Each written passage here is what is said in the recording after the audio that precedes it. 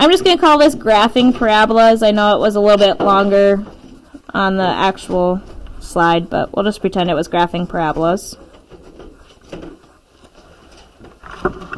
We have a couple of things we're going to write here at the top, and then we have 2 examples that we are going to do today for graphing parabolas. All right, when we graph a parabola, remember that means that we are working with a quadratic function. Okay, so we have a quadratic function.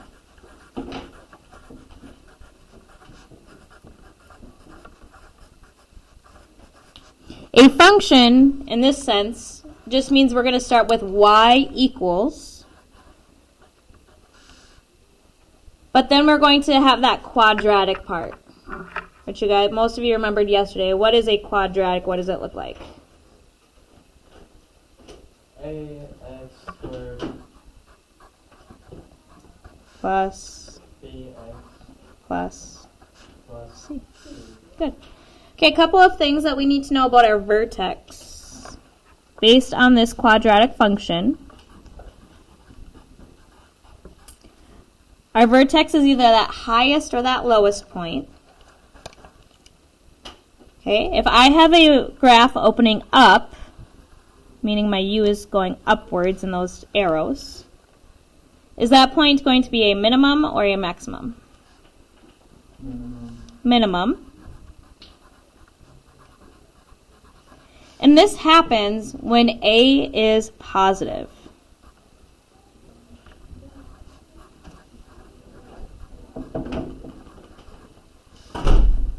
Okay, this happens when A is positive. In order to be positive, it has to be bigger than what number? 0, yep. So A is greater than 0. You're going to see that on the practice today.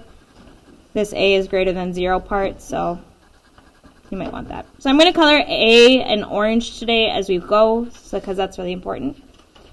Now, if A is negative, we get a frowny face. An upside down U. And in that upside down U, what kind of vertex do we have? Maximum. I don't think you can sharpen a... Okay. A maximum. That happens when A is negative. Another way we can think about negative is that A is less than 0.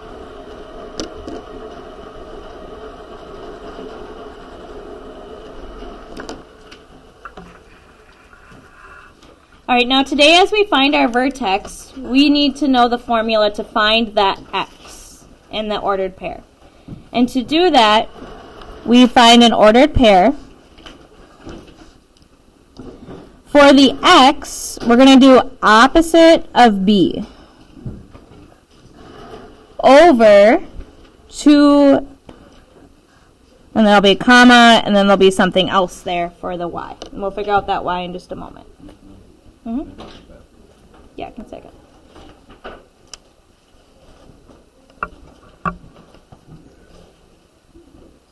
Yep, go so quick.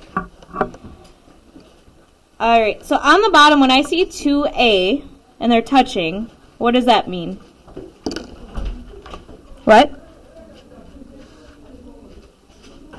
Somebody said it, and then I can't hear it, though. Multiplication. Good, thanks, Chloe. Okay, so you can think of it as like 2 times A, or if you just need to remind yourself that's multiplication, you can. If you don't need to write that, don't write that, that's fine. The part that's kind of different about how we think about this is this negative on top. Did anyone catch how I said that negative? It's opposite of B, yep. So instead of thinking it of as negative B, I like to think of it as opposite of B. Because if it's a positive, what's the opposite of a positive? Negative. But if I have a negative, then it's going to look like negative, negative B. And if it's negative, negative, what's really a negative, negative? A positive. And in my brain, it's just easier to think opposite, because the opposite of a negative is a positive. All right, you are going to get 2 graph papers. if they fit on your paper, I would put them vertically this way. If they don't both fit vertically this way, then you might just need to cut them apart and glue one on one page and one on the other page, and it will be fine. Okay, I don't think I'll be able to fit both of mine on the same page personally. I'm going to glue it on the right side so that I have room to show my work on my left. Thanks, Elizabeth.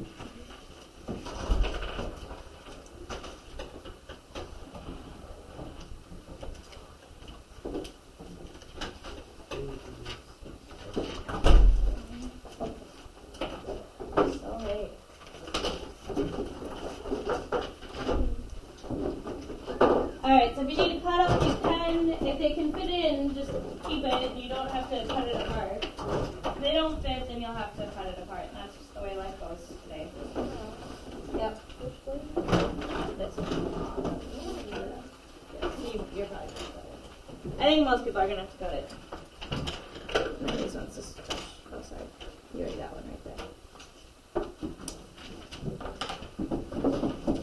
These ones you'll have to cut for sure. Did I cut them wrong? If you really want to. Alright, so on the bottom there, I'm going to put one of these graphs just on this right side. And then I'm going to show my work on this left side. It doesn't have to be cut pretty. Just cut it and load in. Okay, as you cut, please be sure if you are creating scraps of paper, please, please, please be cleaning up after yourselves. It gets really disgusting in here at the end of the day, and I feel awful leaving my room with paper all over the floor when you guys are high schoolers and you can clean up your own paper. Yes? Yes. Good. Alright, so I'm going to just glue in just one of those graphs here on the right side. So I have room to show my work on my left, and then I'll have to glue in my other one on the next page.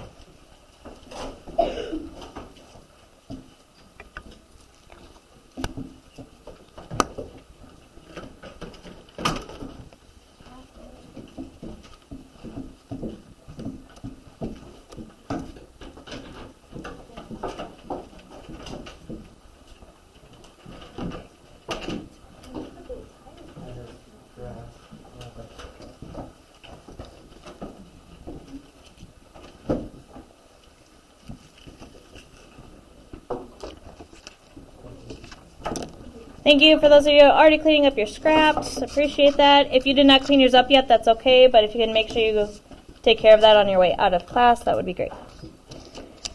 Alright, here we go with the first example. We have y equals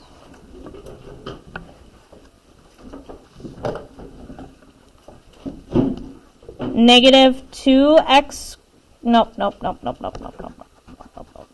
Erase that. Sorry. We have y equals 2x squared minus 16x plus 29. So we need to graph that u on this coordinate plane. Okay, our first step is going to be to identify our x, our y, I'm sorry, not our x and our y. What am I saying today? Restart. Our first step is to identify our a, our b, and our c, because it's a quadratic function.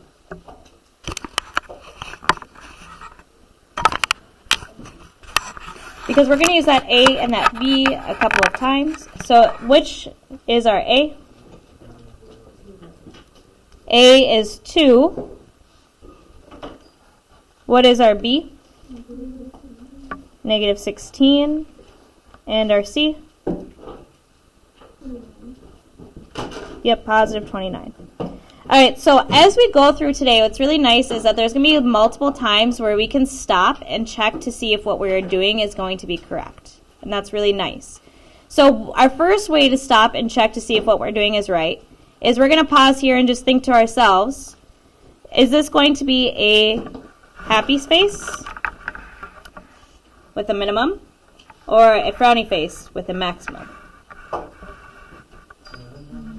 Why is this one going to have a minimum? Good. A is positive. Positive means we're happy. Happy face. It's opening up. And with that type of graph, it's going to have a minimum. So I know when I graph it, it should look like that. If it ends up getting flipped upside down, something's not quite right. Okay? All right, our next step is then going to be to find the vertex.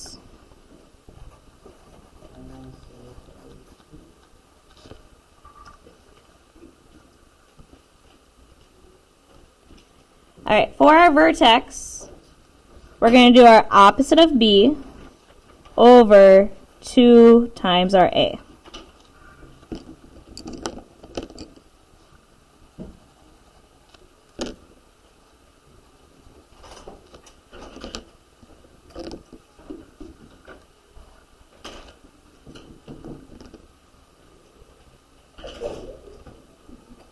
So what is our B? Our B is negative 16. So when I think about that B and I want to do opposite, what's the opposite of negative 16? Positive 16. So I'm going to put positive 16 over 2 times. And when I do times, I like to use my parentheses. You'll see that on the practice today, that there's parentheses there. And I want my A.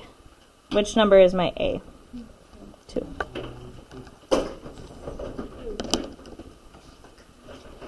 All right, now some of you are going to want to do this in your head, and that's totally fine. If you do this in your head, are you going to start with the dividing or with the multiplying? You would do the multiplying because that fraction acts like a grouping symbol. So you would end up doing 2 times 2, which is 4, and you would think 16 divided by 4. If that's not your deal, you can put that into your calculator, 16 over, and then on the bottom together I want 2 parenthesis 2. And our answer is 4. All right, our next step. Our next step is going to be to create a table. Now our table is an input-output table, so we have an X and a Y. And we're going to make it 5 lines long. So if you're somebody that you want to count your lines, we want 5 lines down. So we're going to do 5 inputs. Our vertex is the middle of the graph. It's where it is the minimum. It's right at the bottom of that graph before it comes back up. So our vertex is at 4. And we want to put that 4 in the middle of our table because we want it to be in the middle of our graph. So in the middle of my x's, I want 4. And then I'm going to create my table around that 4. So what would come above 4? 3, sure. And then above 3 would be 2. But then around that 4, what would come below 4? 5, and then 6. Okay, so the idea of finding that vertex tells us where to center that table. Once we have that table, we're going to use our function to find our answers. So I'm going to just write down here what I'm typing into my calculator. And I'm going to type into my calculator for each time I'm going to have 2. And then I wanted my x. So I'm going to do a parenthesis, and whatever my x is, I'm going to put my number there. Squared minus 16. And then there's another x. So parenthesis x plus 29. So this is what I'm putting into my calculator for each of these to find out what is my y. Because that tells me what my y is equal to. Okay. I like to use Desmos for a couple of reasons. So those of you that are like, well, you just use your phone calculator. I'm not really using my phone calculator. This is the Desmos app downloaded, if you didn't know that. And it looks a lot like the one on your computer. Okay, so I'm going to do 2, parenthesis. I'm going to just start with my first x. 2 squared minus 16, parenthesis, and I need my x again. So what x am I using? 2 plus 29. Okay, one thing I like about Desmos is you can see it, so if I made a mistake, I can change it. But then my answer is 5. So when I put 2 in, I get out 5. Now, this is the part that Desmos is really convenient, is in order for 3, I don't have to erase everything. I can go back and just delete that 2, delete this 2, and what am I going to put in the parentheses now? 3. 3 and 3. And I get negative 1.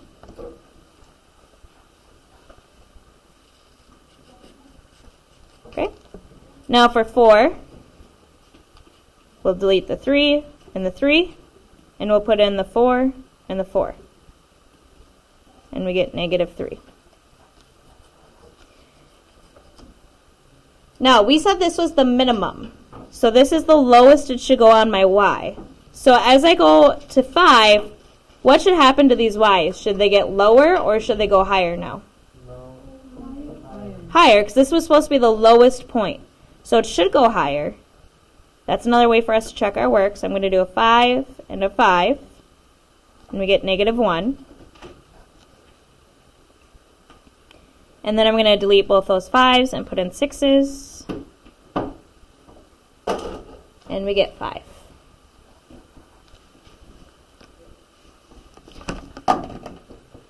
What do you notice about that table? And for the line, you just reverse the numbers. Yeah, remember yesterday we talked about the idea of symmetry, like folding something in half? When we fold this in half around that negative 3, what ends up being matched? The negative 1 matches, and the 5 should match. And that should happen on all parabolas. You should have that axis of symmetry. So it should, that's another way for you to be checking your work, is if it doesn't match up, something is probably wrong. It doesn't always match up depending on if your vertex isn't exactly on a point. But this year our vertex will always be on that point. All right, then we're going to graph. So 2, 5. My x goes left to right. My y goes up and down. So for 2, 5, from the origin, where am I going to move? This is where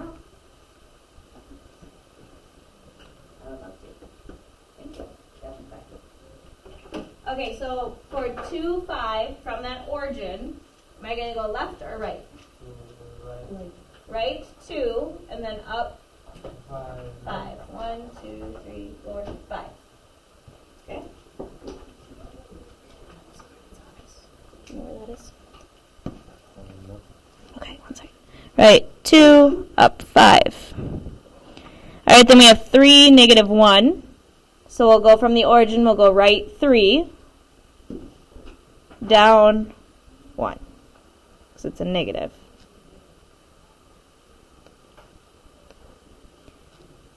Four, 3 would go right 4, down 3. And then this is our minimum, so it should come back up at that point. So 5, negative 1, we'll go right 5, down 1.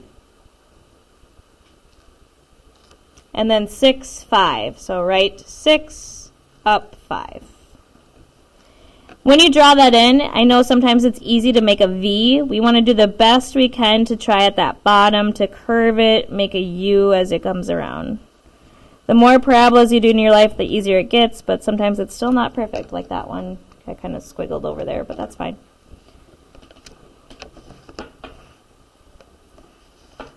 All right, once you get that done, we are going to glue in the next graph. So if you need to flip your page.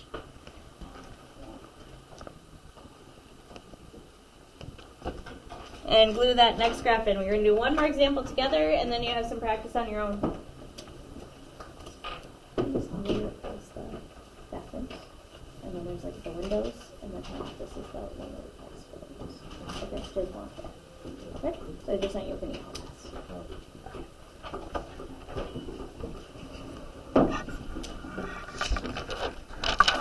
All right, so on the next page, I'm going to glue in that next graph. If you want to work ahead on this because you feel like, yep, I got it, it's a process, and you can follow the steps of the process, go for it. If you're like, I have no idea what's happening in my life, and I have to now do 3 problems on my own. Oh my gosh, I'm not ready. This is your time to really focus in.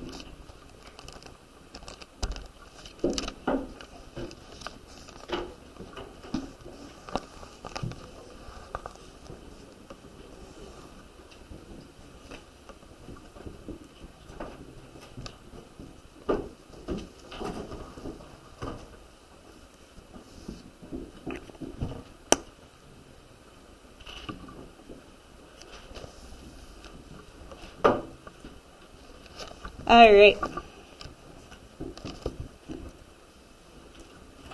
Struggle then to find it. I just put it on the right side, on the next page. I like to show my work on the left side, so.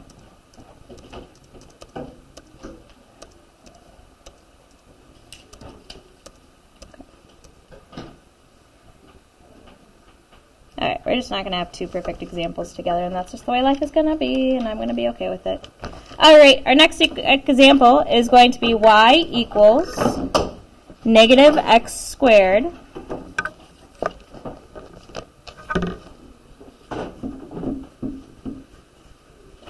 minus 6x minus 8.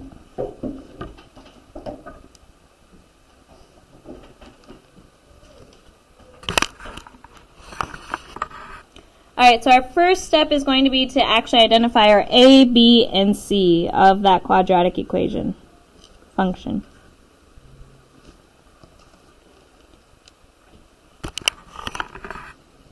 So which number there would represent my a? Where'd you get the 1 from? Yeah, with that x squared, we don't see that number there. We see a negative sign. So that number that can sneak in there is that negative 1. So a is negative 1.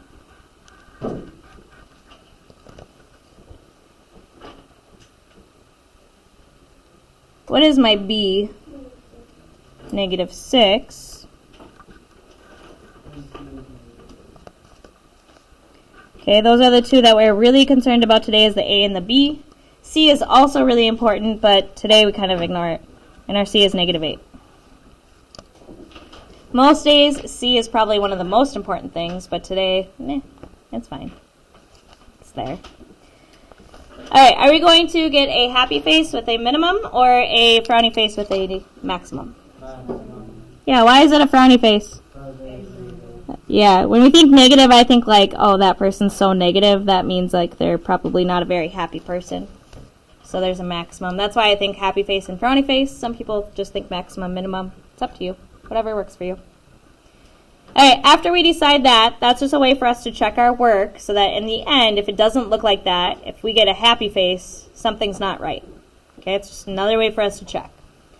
After that, what's our next step? What do we find? The vertex. Yeah, we need to know on our table where we're going to be surrounding. Where is the middle of that graph going to be? Is it going to be way over in the negatives, way over in the positives? Is it right in the middle? We don't know. To find our vertex, we always do opposite of b over 2a. That 2 is always there. Okay, some people get confused and they're like, well, what number am I supposed to put there? Always a 2.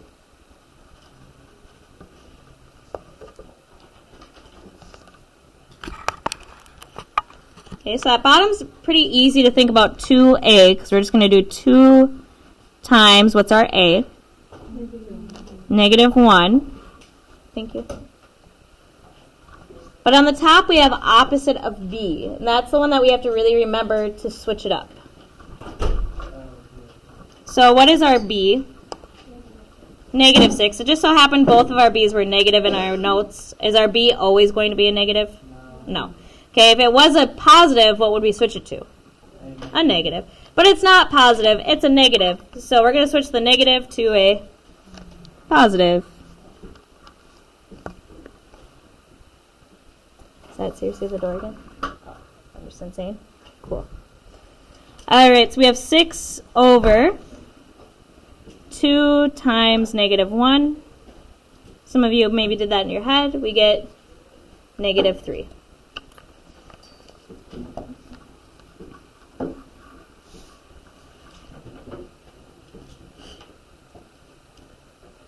after the vertex, we're going to go to the table. And the whole point of the vertex was to tell us how to center our table. We're going to do 5 numbers, because those 5 numbers really help us to check our work. I'm going to use that vertex at -3. Does that -3 go in for the x's or for the y's? Good, it's the x. And where on the table is that -3 going to go? The top, the bottom, the middle, the second, third? Middle, because vertex is in the middle of the graph. So -3.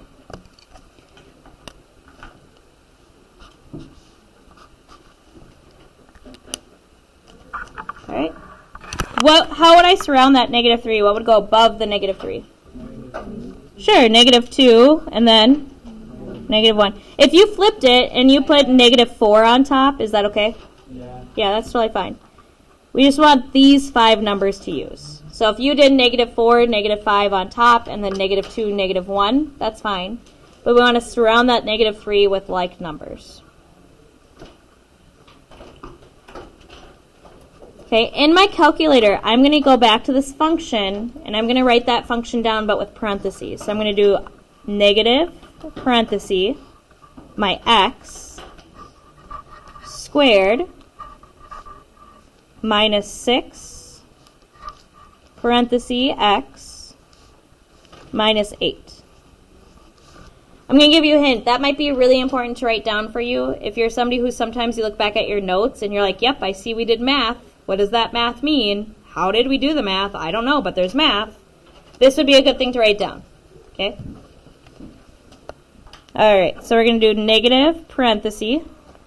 We're going to start with my first x, -1, squared, which is that a squared here, minus 6, parenthesis, and then my x again, -1, minus 8. And we get -3. Now again, because I use Desmos, I can just go in and delete that -1 in both spots. Oh, don't delete the negative, just the 1. -2 and -2. And we get 0. What? We get 0? Just kidding. 0 is a number. It's okay to get 0 as an answer, people. Calm down. Relax. No need to freak out. Are you relaxed? Billy's really relaxed over there. All right, we got -3 and -3. We put in -3. Now that's our vertex. So at this point, we should have hit that maximum. We're coming back down. If we did this right, what should my output be for -4? 0. Good. It should match that one that's 0. Should I still put in my calculator to check? Yes. Yes, especially since this is the first couple of times we're doing this. Yeah. And yep, we get a 0. Now for the 5. What should we get for the -5? -3. -3.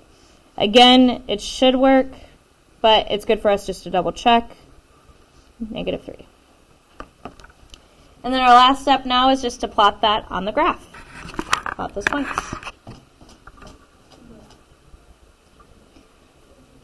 All right, I like to just start at the top of my graph and work my way down. So I have -1, -3. Where am I going to put that on my graph from the origin? Well, you go left 1. Left 1, Down 3. down 3. Okay, -2, 0. Left or right? Left 2, and then up or down? None. None. I don't move at all, so it stays on that x-axis. It's going to be my x-intercept. -3, +1. So left 3, +1. All right, now some people are really good at matching this. Like they're like, oh, I went down 1, right 1, so I'm going to go down 1, left 1, because it's that symmetry that we're going to be like folding it over. I'm sometimes good at it, depending on where we're at. This one I could be like, oh yeah, that makes sense. Right there and there. So -4, 0. This one's hard for me to like figure out, so I'm going to just do my normal ordered pair. Left 5, down 3. And try and make it a U, not a D. Yep, Because we're going to learn in Unit I about V-graphs. Graphs can look like V's. These ones look like U's. Alright, we have about 12 minutes, so we are going to do a quick check today, but it's on paper.